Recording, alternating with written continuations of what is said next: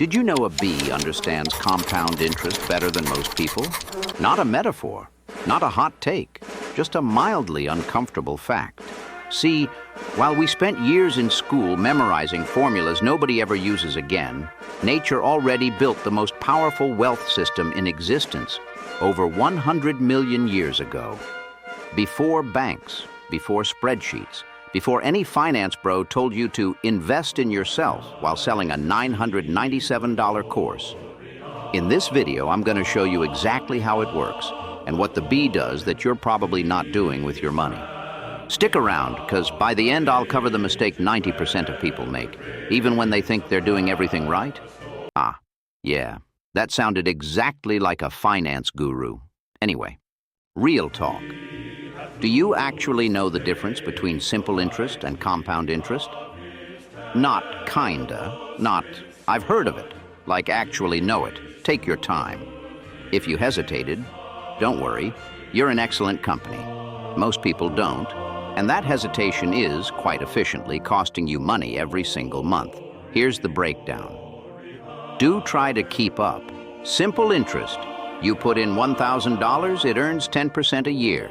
After 10 years, you've got $2,000. Clean, predictable, boring. Much like the person who invented it, presumably.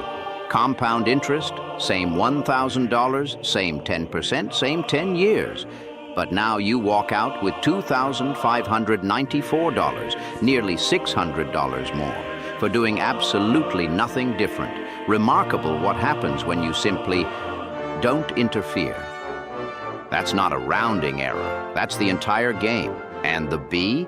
She figured this out before any economist put it in a textbook, without, one might add, a single spreadsheet.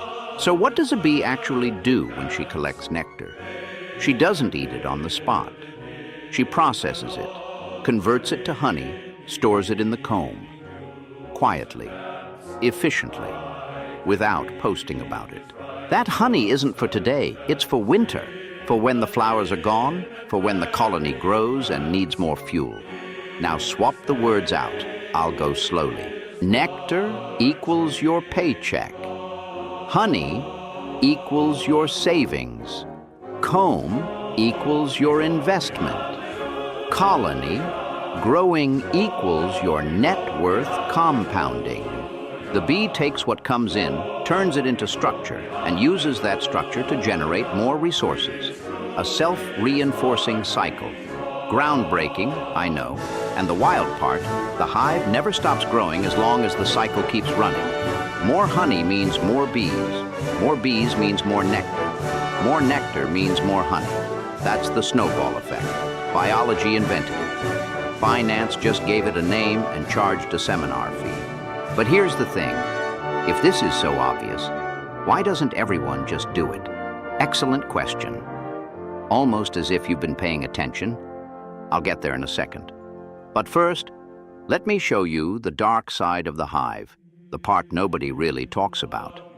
Every hive has one real threat, winter showing up before the honey's ready. If the bees spend more than they produce, the stockpile runs out. The colony weakens. The cycle collapses.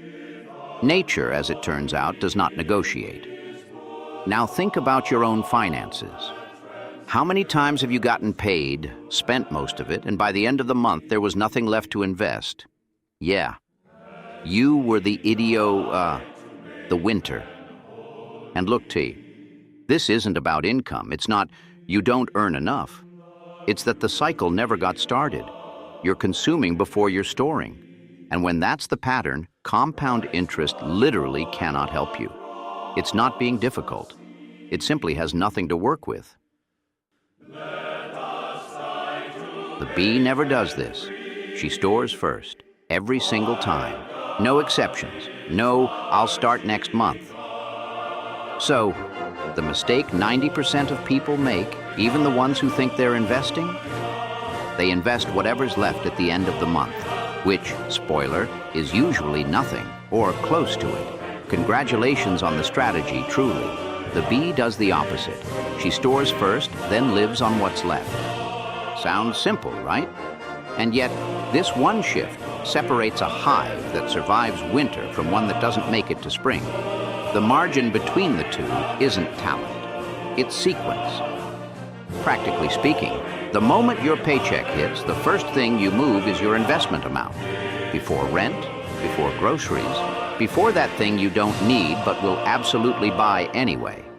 This is called paying yourself first. It's probably the most foundational principle in personal finance. You're welcome. The bee does it on instinct. You can do it on purpose, assuming, of course, that you'd like to. See? Not so taxing after all, was it? Thanks for watching. I truly hope the lesson actually stuck. I want to see you making some real money, all right? Until next time.